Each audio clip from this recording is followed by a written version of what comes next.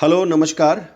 जैसा कि आप सबों को पता ही है कि बीपीएससी ने अभी कुछ दिनों पहले अखबार में ये न्यूज़ दिया कि करीब 1500 से ज़्यादा आपत्तियां जो फॉर्म्स हैं जो उनको प्राप्त हुई है और कुल 10 प्रश्नों पे लगभग की बात कही गई है। और ये 10 से ज़्यादा भी हो सकता है और 10 से कम तो नहीं होगा, बिकॉज़ जो भी ऑब्जर्वेशंस जो मार्केट में देखी गई है, क्वेश्चंस को देखा गया है, 10 से ज़्यादा ही क्वेश्चन हैं जिसमें आपत्तियां हैं। और बच्चों ने 15 से लेके 18 क्वेश्चंस तक आपत्तियां दर्ज की हुई हैं।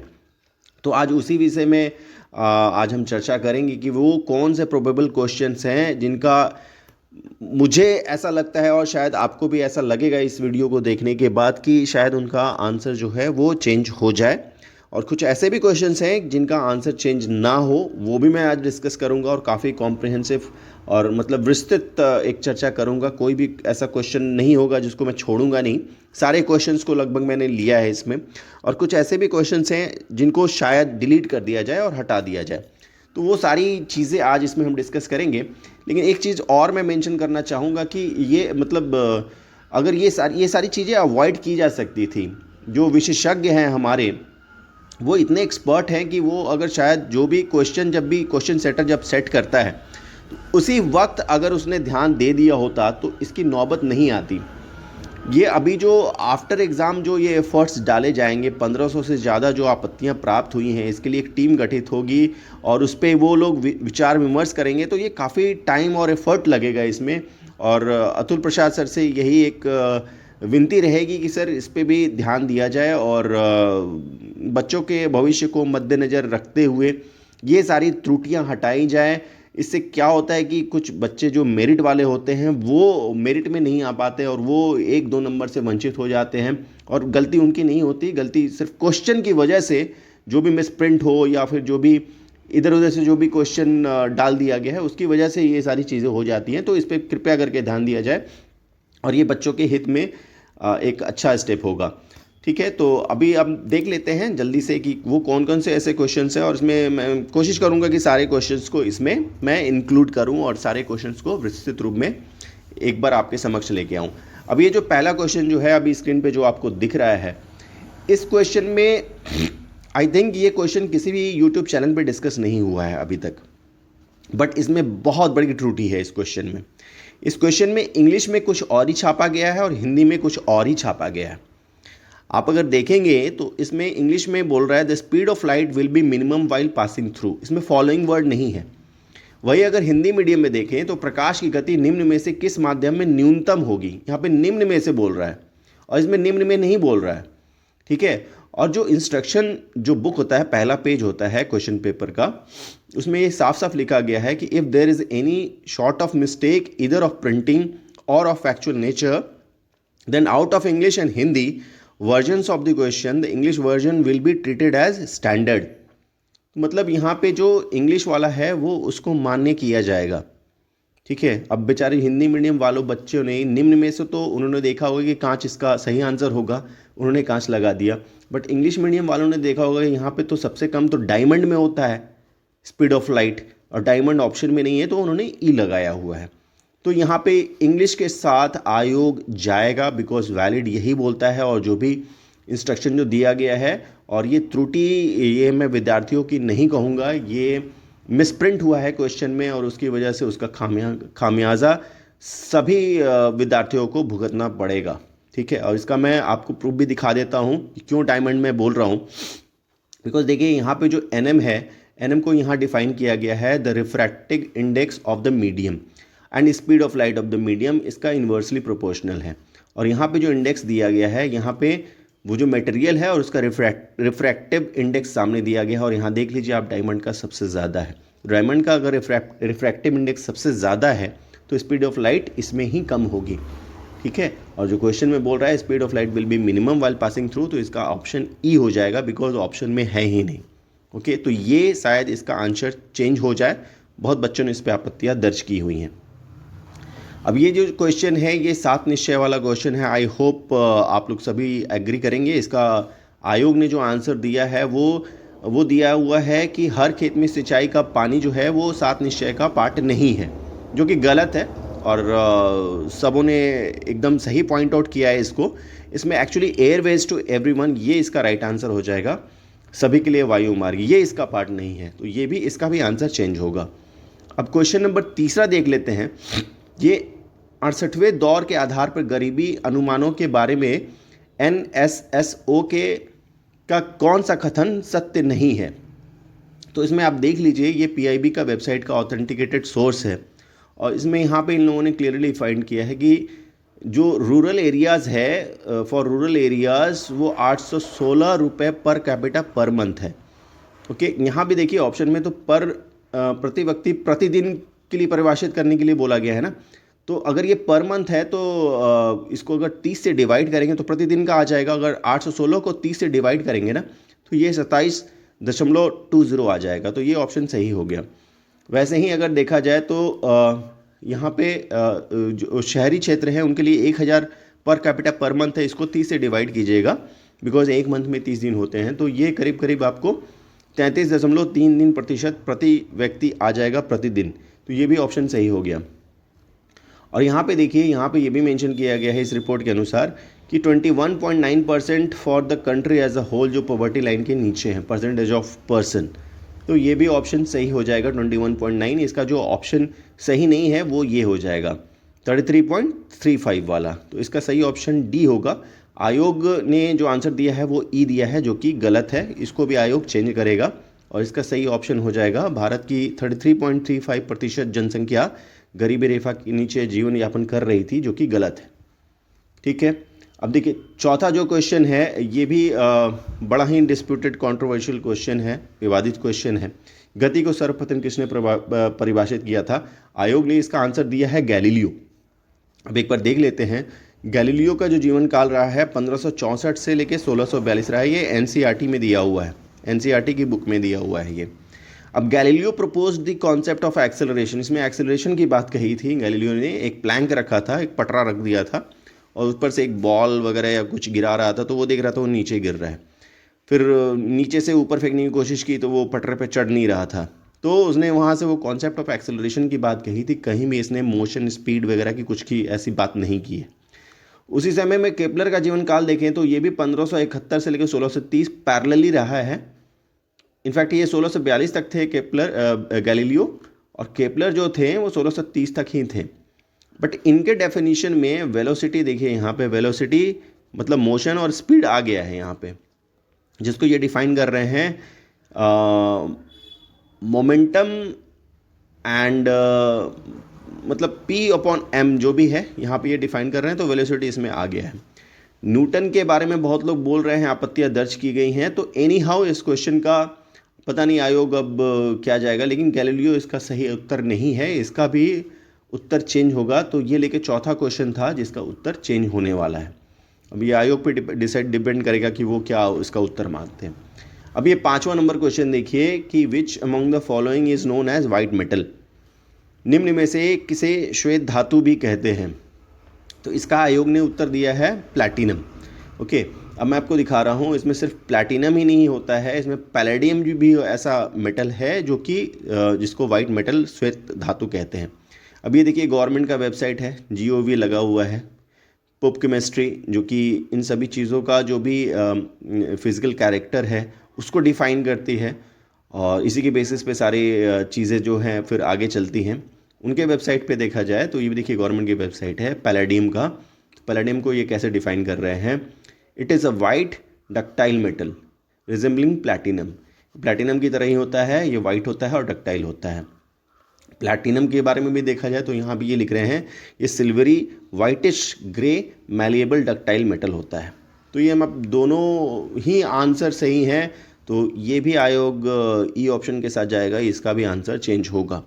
तो वैसे सारे लोग जिनका मतलब 110 या 110 से ऊपर आ रहा है तो वो सतर्क हो जाएं, क्योंकि बहुत सारे चेंजेस होने वाले हैं। कट ऑफ पे इसका फ़र्क पड़ेगा ही पड़ेगा। कट ऑफ हो सकता है कि आपका और ऊपर चला जाए या फिर नीचे भी जा सकता है, बट नीचे जाने के चांसेस अब बढ़ गए हैं। अब 6 नंबर क्वेश्चन देख लेते हैं। Which state has become the first, अब ये नई शिक्षा नीति को लागू करने की प्रक्रिया शुरू करने वाला देश का पहला राज्य कौन बना है? ठीक है, तो इसका उत्तर जो है आयोग ने वो उत्तराखंड दिया हुआ है, बट इसका सही उत्तर होगा ऑप्शन ई, बिकॉज ये नहीं बोल रहा है कि निम्न में से, अब ये बोल रहा है कि शुरू करने वाला देश का पहला राज्य कौन बना। ठीक है, तो पहला राज्य जो बना है वो कर्नाटक बना है। अभी देखिए गवर्नमेंट की वेबसाइट है .gov.in, और यहाँ पे पिछले साल ही अगस्त 24 को 2021 का न्यूज़ ये छपा है, Karnataka becomes first state in the country to officially implement इसने किया था नेशनल एजुकेशन पॉलिसी। ठीक है, तो ये इसका आंसर सही हो जाएगा। ठीक है, इसका भी आंसर चेंज होगा ये क्वेश्चन नंबर 6 का। तो अभी तक तो 6 क्वेश्चन ऐसे दिख गए जिनका आंसर चेंज होने ही वाला है। ठीक है, ऑफिशियल सोर्स के साथ आपको दिखा रहा हूँ सो दैट कहीं भी कोई डाउट ना रह जाए। अभी देखिए ये 7 नंबर क्वेश्चन है, मुस्लिम शासक जिसका साम्राज्य दारुल इस्लाम का एक भाग माना जाता था।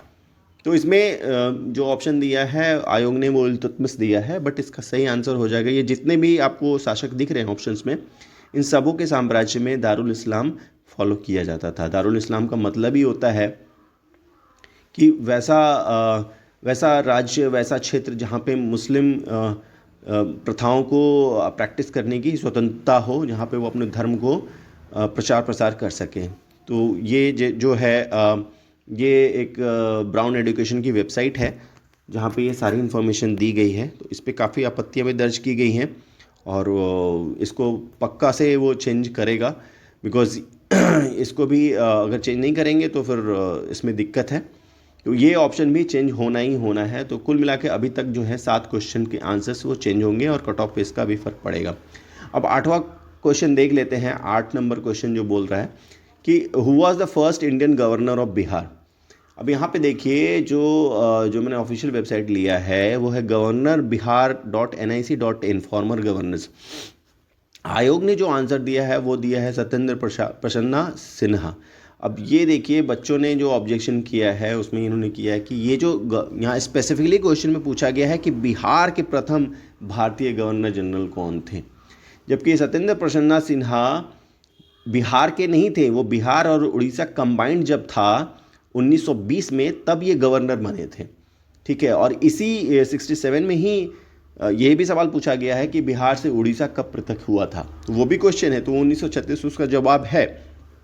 तो यहाँ पे जो अगर स्पेसिफिकली बिहार के बारे में पूछा जा रहा है तो बिहार का प्रथम इंडियन गवर्नर जो था वो और कोई नहीं, वो थे श्री जयराम दास दौलत राम, जो कि 1947 में बने थे। बिकॉज उसके पहले जितने भी गवर्नर्स थे स्पेसिफिकली फॉर बिहार वो सारे के सारे ब्रिटिशर्स थे, आप देख लीजिए। तो ये इस पे भी ऑब्जेक्शन गया हुआ है, इसका भी आंसर चेंज करना पड़ेगा क्योंकि स्पेसिफिकली बिहार की बात हो रही है।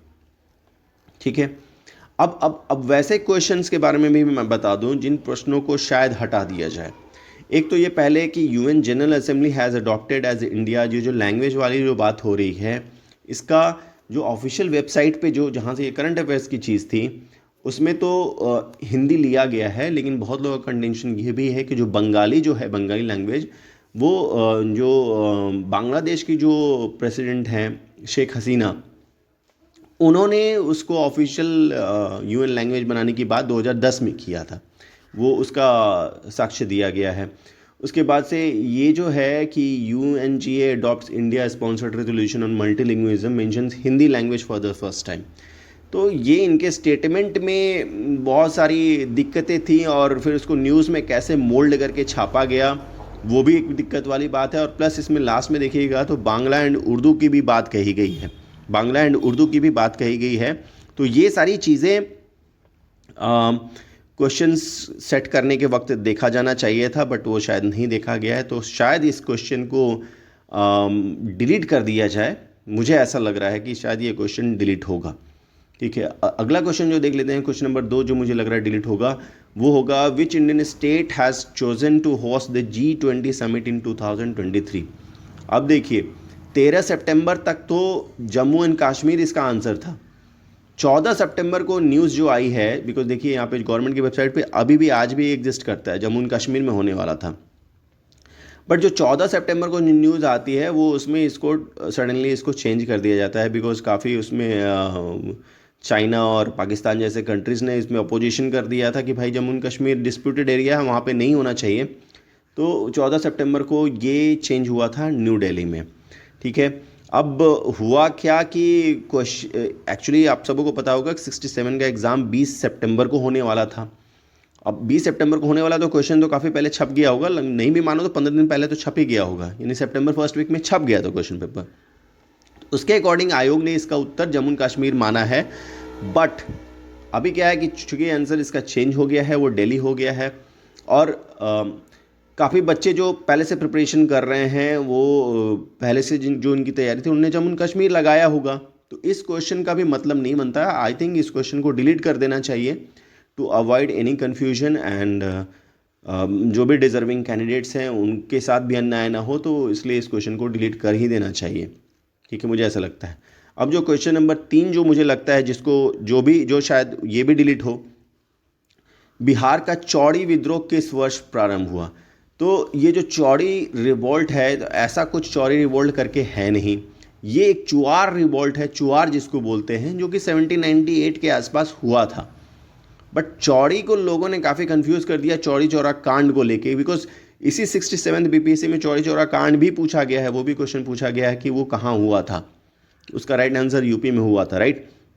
अब ये चौड़ी रिवॉल्ट जो है, अब उसको लेके चौड़ी रिवॉल्ट तो किसी ने सुना नहीं होगा, ये तो मिसप्रिंट है क्वेश्चन में, ठीक है। ये चुआर से लोगों ने कंफ्यूज कर दिया इसमें, तो इसका अगर ऑप्शन ई बीपीएससी ने मुहैया कराया हुआ है तो इसका ऑप्शन ई हो जाएगा, या फिर इस क्वेश्चन को डिलीट करना पड़ेगा मिसप्रिंट के नाम से। यहाँ भी मिसप्रिंट हुआ है, तो ये 3 क्वेश्चन यहाँ पे डिलीट करना ही पड़ेगा। अब जो मुझे समझ में आ रहा है जिन प्रश्नों के उत्तर नहीं बदले जाएंगे वो भी मैं आपको डिस्कस कर देता हूँ।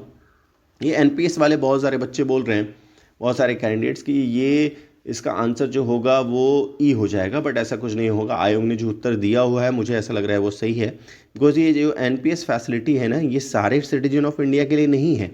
यहाँ देखिए एनपीएस की वेबसाइट पे ही मैंने इसको देखा हुआ है, ये उन लोगों के लिए है जो सब्सक्राइबर्स है, केंद्र सरकार और राज्य सरकार, निजी संस्थानों, संगठनों और असंगठित क्षेत्र के कर्मचारी शामिल हैं। मतलब जो काम नहीं कर रहा है उनके लिए पेंशन की सुविधा नहीं है साहब, ठीक है। जो सब्सक्राइबर्स हैं, जो कि संगठित और असंगठित क्षेत्र के कर्मचारी लोग हैं, उनके लिए है। यहाँ क्वेश्चन में देखिए अब साफ साफ बोल रहा है जो भारत के सभी नागरिकों को नियमित आय की सुविधा प्रदान करने के लिए है, जो कि गलत है। इसका राइट आंसर वही है जो आयोग ने दिया है कि को इर्डा सॉरी पीएफआरडीए जो है वो विनियमित किया जाता है, ठीक है, रेगुलेटेड बाय पीएफआरडीए, ये इसका राइट आंसर हो जाएगा। अब जो दूसरा क्वेश्चन है, ये भी बच्चे बोल रहे हैं कि यार इसमें कंस्ट्रक्शन ऑफ वेल जो होगा, जो आयोग ने उत्तर दिया हुआ है ये गलत है। इसमें कंस्ट्रक्शन ऑफ वेल भी प्रधानमंत्री कृषि सिंचाई योजना का पार्ट है, बट ऐसा नहीं है। प्रधानमंत्री कृषि सिंचाई योजना के अंतर्गत कंस्ट्रक्शन ऑफ वेल नहीं है। आप देख लीजिए यहाँ पे मैंने निकाला हुआ है, इसमें लिखा हुआ है क्लियरली कि नलकूपों और खोदे हुए कुओं सहित स्रोत निर्माण गतिविधियों के पूरक के लिए, मतलब ये जो पहले से जो कुएं जो खोदे गए हैं उनके पूरक के लिए सूक्ष्म सिंचाई संरचनाओं का निर्माण करना है। सूक्ष्म सिंचाई मतलब जो माइक्रो इरिगेशन जो कंस्ट्रक्शन जो होते हैं, जैसे ड्रिप इरिगेशन वगैरह हो गया, उनका निर्माण किया जाना है और नए स्तर पर कुओं को नहीं खोदना है। तो इसमें आयोग बिल्कुल सही है, कंस्ट्रक्शन ऑफ वेल प्रधानमंत्री कृषि सिंचाई योजना का पार्ट नहीं है, तो इसका आंसर चेंज नहीं होगा। अब क्वेश्चन नंबर 3 पे भी डिस्कशन कर लेते हैं।